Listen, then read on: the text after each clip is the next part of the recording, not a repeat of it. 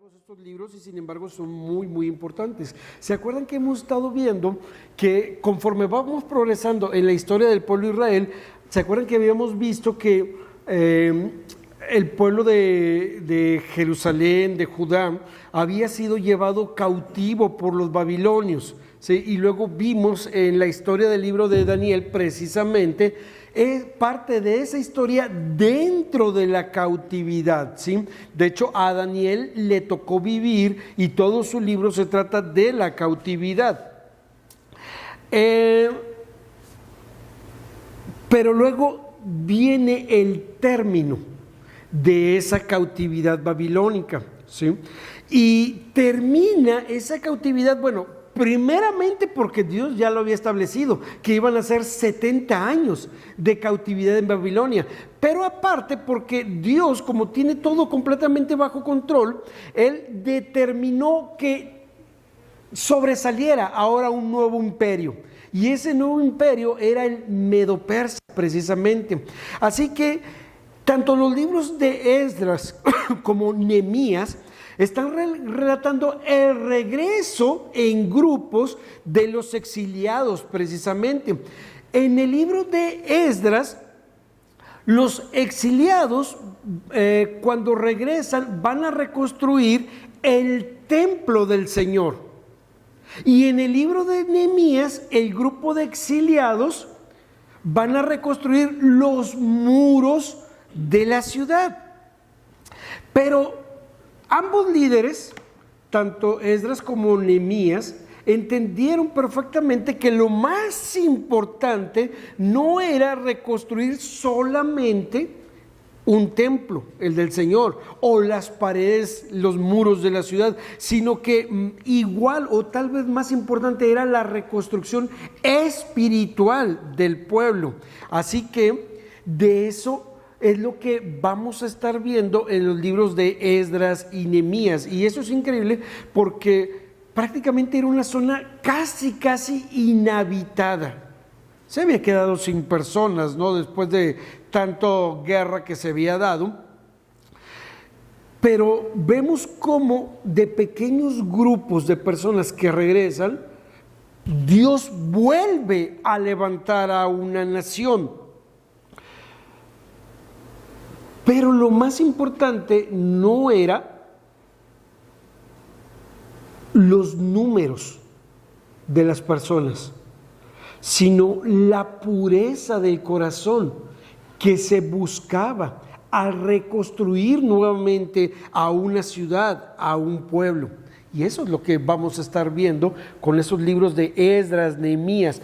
Ambos libros, hermanos, fueron escritos en arameo. ¿Sí? Son de las pocas excepciones, ¿sí? Casi todo es Antiguo Testamento, hebreo, Nuevo Testamento, griego, pero hay algunas excepciones y entre ellas están estos dos libros que se escribieron en arameo y se escriben cuando los judíos estaban retornando precisamente, como les digo, para restaurar tanto el templo que había sido destruido como los muros de Jerusalén.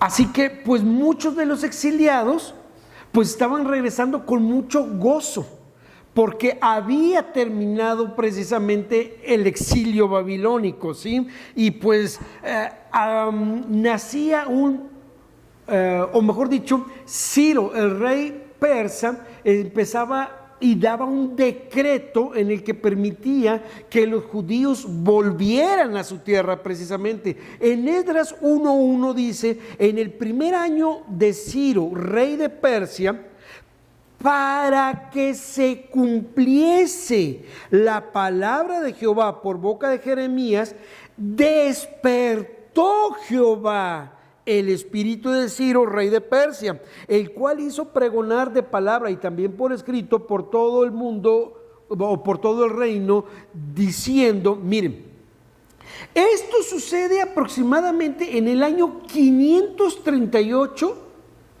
antes de Cristo. Es decir, se estaban cumpliendo 70 años en que había empezado el exilio babilónico. Y precisamente con Jeremías el Señor había dicho, son 70 años de castigo allá en Babilonia para que se les quite. Y en el año 538, el imperio medio-persa se levanta y derrota al babilónico. Eso sucedió en el 539. Al siguiente año, en el 538, acuérdense que la cuenta es regresiva, ¿sí? Antes de Cristo. El Señor mueve a Ciro, el rey de Persia, para que levante este decreto y diga, pueden regresar a su pueblo, a su tierra, ¿sí? Y eso es en el 538, pero desde que empieza el libro es muy claro que te está diciendo, ¿quién es el que está librando al pueblo? ¿Ciro? No, es el Señor. Desde que inicia el libro, te aclara, es Dios el que gobierna. Él permitió el exilio del pueblo hacia Babilonia. Él ahora es el que mueve todo los instrumentos del mundo para que regrese su pueblo tal y como Él lo tenía ya todo programado. Es la obra soberana del Señor. Estamos viendo su soberanía. Y esto es lo que mueve a Ciro. Incluso tú ves en capítulos más adelante, por decir capítulo 7. Miren, capítulo 7. En el versículo número 6 dice, Esdras subió de Babilonia. Era escriba diligente en la ley de Moisés que Jehová, Dios de Israel, había dado. Y le concedió el rey todo lo que pidió, porque la mano de Jehová, su Dios, estaba sobre Esdras. El versículo número 9. Porque el día primero del primer mes fue el principio de la partida de Babilonia, y al primero del mes quinto llegó a Jerusalén, estando con él la buena mano de Dios. Versículo 28. E inclinó hacia mí su misericordia delante del rey y de sus consejeros y de todos los príncipes poderosos del rey. Y yo, fortalecido por la mano de mi Dios sobre mí, reuní a los príncipes de Israel para que subiesen conmigo. Muy bien. Siempre fue el Señor el que estuvo detrás de toda esta historia. Es la soberanía del Señor. De hecho, para que ustedes lo sepan, en el regreso de los exiliados de Babilonia nuevamente a Judá, más específicamente también a Jerusalén, fueron 3 grupos de exiliados los que regresaron en distintas épocas. El primer grupo fue con Zorobabel, y este fue en el 538 antes de Cristo, cuando se da ese decreto. El segundo grupo fue con Esdras propiamente, y este fue hasta el 458 antes de Cristo. Es decir, entre el primer grupo, 538 antes de Cristo, con Zorobabel, al segundo grupo, 458 antes de Cristo, con Esdras, ¿cuántos años son? ¿Cuántos? 80. Son 80 años entre el primer grupo y el segundo grupo para que regresaran. Pero hubo un tercer grupo de exiliados que regresaron, y este fue con Nehemías, y con Nehemías fue en el 445, es decir, con Esdras en el 458, y 13 años después con Nehemías en el 445 fue el tercer grupo de los exiliados que regresaron. Así que con Esdras encontramos 2 mensajes principales, no son los únicos, pero son los que sobresalen. El primerito es la soberanía de Dios, Él gobernando completamente sobre todo y sobre todos. Y el segundo gran tema que también se trata en Esdras es el mensaje de esa gracia del pacto continuo de Dios con su pueblo, porque Él es cuidándolos, preservándolos, trayéndolos de nuevo. Dios no se había olvidado del pacto que había hecho con ellos. Dice en el versículo 2, capítulo 1, versículo 2, el decreto de Ciro: así ha dicho Ciro, rey de Persia, Jehová, y él lo reconoce, el Dios de los cielos me ha dado todos los reinos de la tierra y me ha mandado que le edifique casa en Jerusalén, que está en Judá. Quien haya entre vosotros de su pueblo, sea Dios con él, y suba a Jerusalén, que está en Judá, y edifique la casa de Jehová, Dios de Israel. Él es Dios, la cual está en Jerusalén, esta casa. Y a todo el que haya quedado en cualquier lugar donde more, ayúdenle los hombres de su lugar con plata, oro, bienes y ganados, además de ofrendas voluntarias para la casa de Dios, la cual está en Jerusalén. Así que este es el primer grupo que regresa. Esdras lo está narrando. Vienen con Zorobabel como líder y van a Jerusalén para reconstruir el templo destruido del Dios, de Jehová Dios. Y luego, en Esdras capítulo 3, versículo 10, dice, 3:10, y cuando los albañiles del templo de Jehová echaban los cimientos, pusieron a los sacerdotes vestidos de sus ropas y con trompetas, y a los levitas, hijos de Asaf, con címbalos, para que alabasen a Jehová, según la ordenanza de David, rey de Israel. Y cantaban, alabando y dando gracias a Jehová y diciendo: porque Él es bueno, porque para siempre es su misericordia sobre Israel. Y todo el pueblo aclamaba con gran júbilo, alabando a Jehová, porque se echaban los cimientos de la casa de Jehová. Y muchos de los sacerdotes, de los levitas y de los jefes de las casas paternas, ancianos que habían visto la casa primera, viendo echar los cimientos de esta casa, lloraban en alta voz, mientras muchos otros daban grandes gritos de alegría, y no podían distinguir el pueblo el clamor de los gritos de alegría de la voz del lloro, porque clamaba el pueblo con gran júbilo y se oía el ruido hasta de lejos. ¿Por qué unos lloraban, los ancianos, y otros clamaban con alegría? Porque los ancianos habían visto la gloria del primer templo y sabían que este templo nunca iba a tener la misma gloria del primero. Estaban contentos, sí, pero reconocían que ya no iba a ser igual, por eso lloraban. Y los más jóvenes, como no habían visto el primer templo, pues bueno, ellos ahora veían que se estaba reconstruyendo pues ellos clamaban con gran alegría. Esa era la diferencia, ¿no? Así que vemos también en el libro de Esdras que la obra de reconstrucción del templo frecuentemente era también detenida, era interrumpida, porque los enemigos obstaculizaban el trabajo del templo. Así que parte de los temas del libro de Esdras es la oposición de los enemigos del pueblo de Dios al avance en la obra de Dios.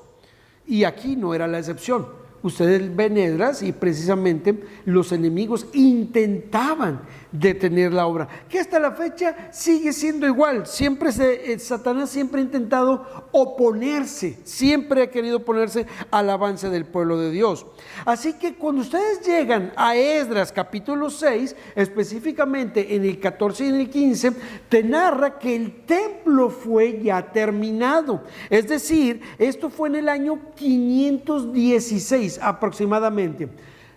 El primer grupo regresa en el 538. Llegan a Jerusalén. Empiezan a reconstruir el templo, lo detienen, lo avanzan, lo detienen, lo avanzan y lo terminan en el 516, ¿sí? Antes de Cristo. Así que este templo es dedicado, se hace una fiesta, se celebra la Pascua también, y Esdras, el sacerdote, pues constituye algunas reformas que eran necesarias. Así que ellos reconstruyeron un templo de piedra. Pero, Juan capítulo 2. ¿Por qué estoy diciendo este pero? ¿Por qué estoy deteniéndome? Fili seguramente se preguntará ¿por qué? Si te preguntas por qué, ¿verdad, Fili? Muy bien.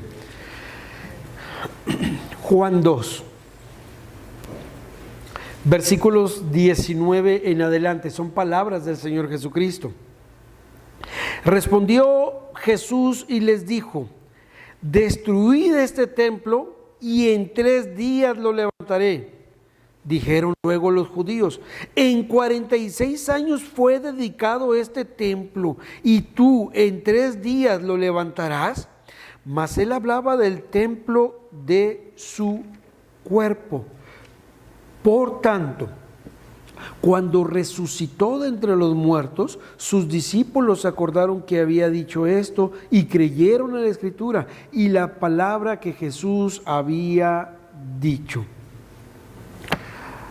Y es que la verdad, nos damos cuenta con el libro de Esdras que el templo del Señor, aunque era muy importante, no bastaba. Si fue terminado en el 516 este templo, bueno, más 30 años después, o sea, 516 más 30, 546 años después, un hombre dijo: yo soy el templo del Señor, el Señor Jesucristo. Él era ese verdadero templo.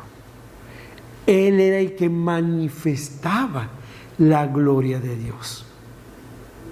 Y ahí en el libro de Esdras tenemos un adelanto de lo que iba a ser el evangelio del Señor Jesucristo. Así que ese es a grandes rasgos la historia en el libro de Esdras. A propósito, déjeme ver qué hora son. Muy bien, todavía tenemos tiempo. En Esdras 10, cuando ustedes lo leen, ustedes se dan cuenta que muchos hombres se casaron con extranjeras y muchas mujeres del pueblo de Dios con extranjeros. Y se demanda entonces un divorcio. Esdras les dice: ¿qué pasó? Pues si Dios dijo que nunca deberían de tomar mujeres que no eran del pueblo de Dios. Así que Esdras demanda de todas estas personas que se divorcien de los extranjeros. Pregunta: si Dios odia el divorcio, ¿por qué Esdras demandó un divorcio?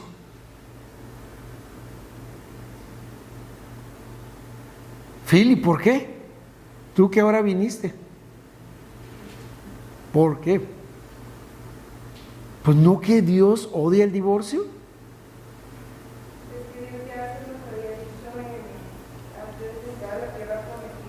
Sí.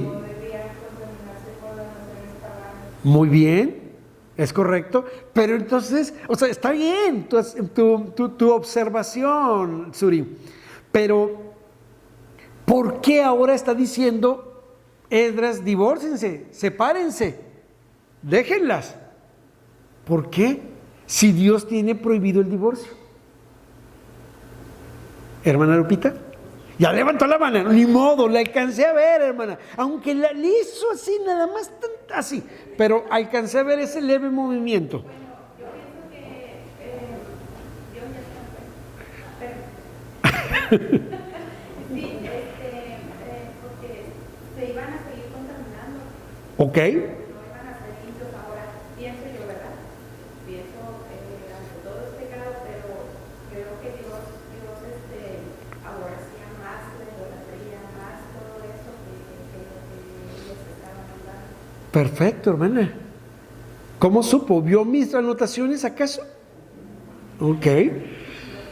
Miren, voy a hacer una aclaración a los de... esto que voy a decir, se los dije también en su momento a los que están llevando la predicación expositiva, el estudio. En muchas ocasiones, hermanos, la Biblia hace observaciones que es común que nosotros, los que enseñamos, nos llegamos a equivocar y tomamos esas observaciones o tomamos esas narraciones de parte de la Biblia, las llegamos a tomar como si fueran mandatos. Y no, tenemos que saber distinguir a la hora de estar estudiando cuándo es una narración, una observación que el Señor hace de lo que es un mandato. Y un buen ejemplo es el de Esdras. Esdras demanda un divorcio. Y entonces, si yo no pongo la atención correcta, voy a decir, entonces, sí se puede dar el divorcio si te casaste con una persona inconversa. Porque Esdras lo demandó. Podemos llegar a pensar eso, y muchos predican así de esa forma. No, siempre tenemos que tener en claro cuándo es una observación de algo que sucedió, pero no es un mandato. ¿Me expliqué o no me expliqué? ¿Sí? ¿Seguros? ¿Sí? Hermana Gaby, ¿me expliqué? ¿No? A ver, otra vez.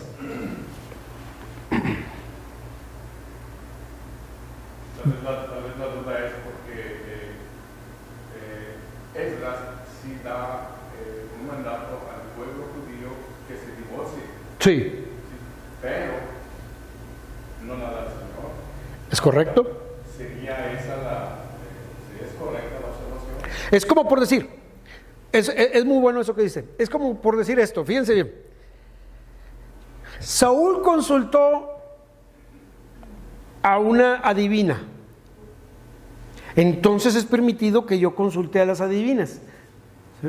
O sea, el hecho que venga en la Biblia y que la Biblia lo mencione no significa que sea también un mandato de parte de Dios.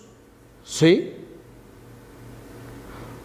Así que una cosa es un mandamiento y otra cosa es una narración. ¿Sí, Suri?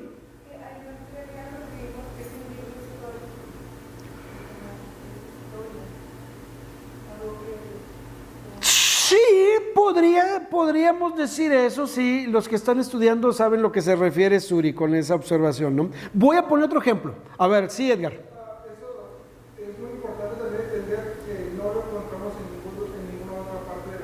También. Es ver a la luz de la Biblia si el resto de la Biblia nos permite divorciarnos. Y solamente encontramos en el Nuevo Testamento cuando el Señor Jesucristo enseña eso y dice, ¿por quién? ¿A causa de quién? Permitió Moisés. Moisés les dio carta, digo, que no el Señor, sino Moisés a causa de usted. Sí. O sea, el Señor Jesucristo es muy claro en cuanto al divorcio. Voy a poner otro ejemplo. Gedeón. ¿sí? Gedeón. ¿Se acuerdan que él lo iba a utilizar Dios como juez para dar libertad al pueblo de Israel? ¿Sí? Cuando ya estaban ahí en tierra prometida y venían los otros pueblos y todo, ¿no? Gedeón pues quería estar convencido que si era de parte de Dios que él libertara al pueblo, y le pone, ¿cómo le diré? Como una señal. Y aquí hay un vellón, ¿sí? De lana, Señor. Hay un vellón. Ok. Hay un vellón de lana. Señor, si todo aparece mojado por el rocío de la mañana, excepto el vellón, significa que es señal tuya. Y al día siguiente, ¿qué sucede? Todo amaneció mojado por el rocío de la mañana, excepto el vellón. Pero luego todavía dijo, pero otro más, Señor, perdóname. Ahora, que todo amanezca seco, excepto el vellón. Y aparece. Muy bien. ¿Significa que entonces yo también puedo pedir pruebas porque lo hizo Gedeón? No. Son excepciones, pero el hecho de que venga narrado en la Biblia, no lo tomen como si fuera un mandato de parte del Señor. Y muchas veces cometemos esos errores nosotros. ¿Sí? Es que Gedeón lo hizo, entonces yo también puedo probar al Señor. No, no es un mandato. ¿Sí, Rocío? Es como con las promesas. Hay promesas que son generales y hay promesas que son específicas. Como, por ejemplo, hay veces que nos gusta como arrebatar las promesas de que no, que el Señor lo dijo. Decláralo y todo eso, ¿no? Pero no, o sea, por ejemplo, si Dios le dijo a Abraham que en ese día benditas todas las familias de la tierra, nada más se lo dijo a él. Sí. Como decidió que ya, ay, también van a ser benditas las familias de la tierra.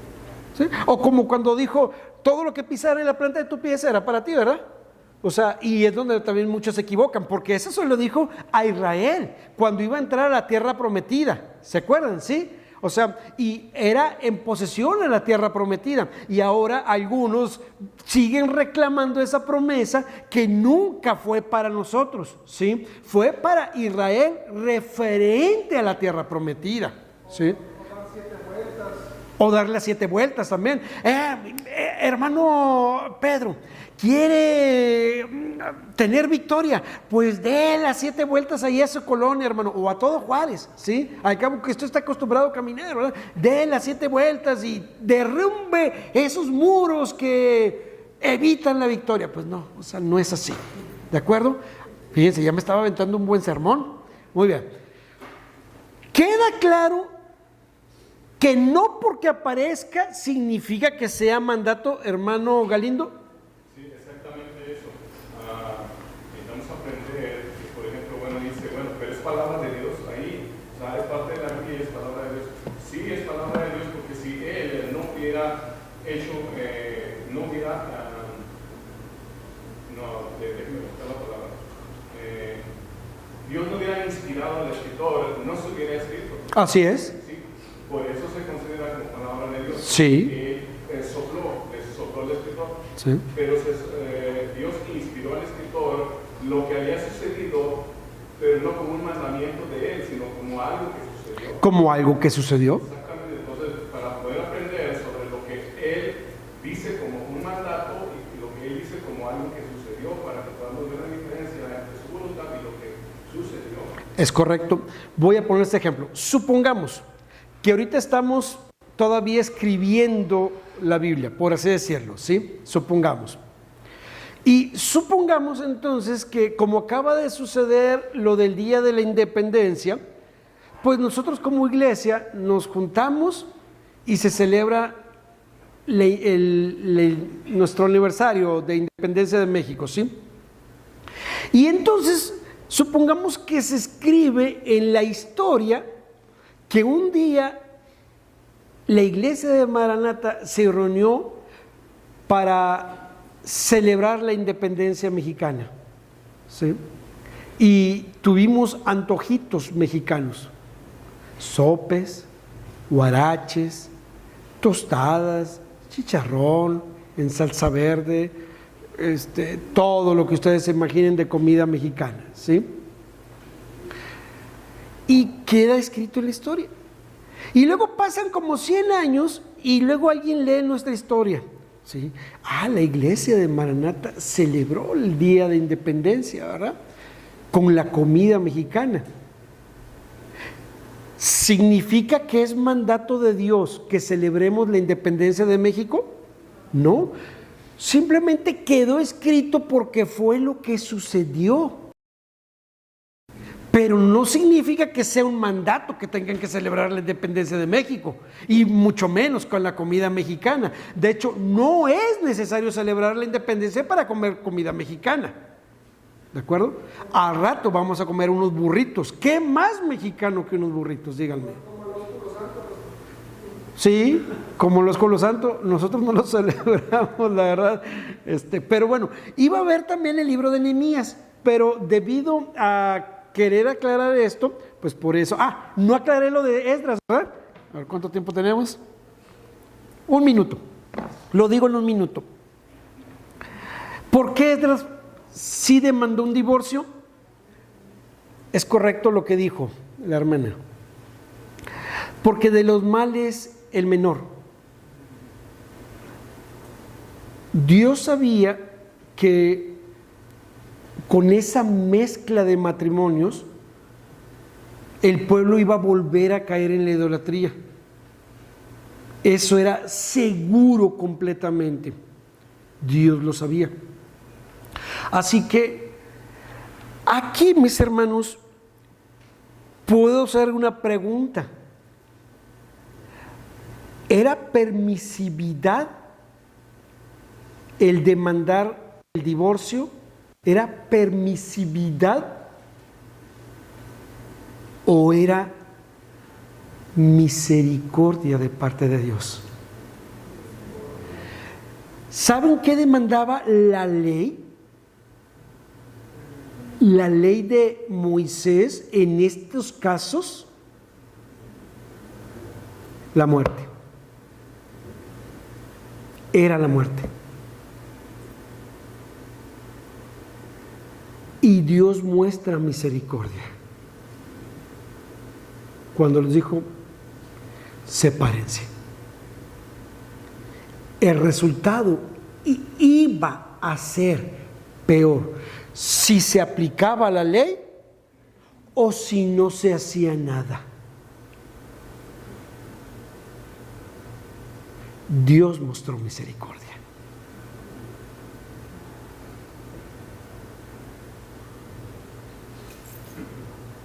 Ay, bien. Dios les bendiga. Nehemías lo dejo pendiente el siguiente domingo, primeramente Dios.